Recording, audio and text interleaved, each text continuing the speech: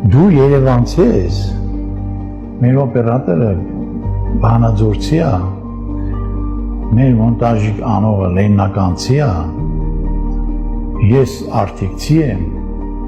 այն մյուս աղբերը մարալիկցի է, այն մյուս աղբերը չգիտեմ ինչ ցի է, նայ ցիր, Հայաստանցի, Ղարաբաղցի, այս բոլորը բաժանման համար արված մտցրել են մեր հասարակության, մեր ազգության մեջ, որպեսզի դե լեննականցի չես, ինչ անենք, կարող դու գիտես բիբար կրծող երևնցի ես, մենակ, հլն այդպես ինչ է, հլն Ղարաբաղցուն ասենք, Ղարաբաղցի, այդ Հայաստանցին ինչ է գոռում, հլն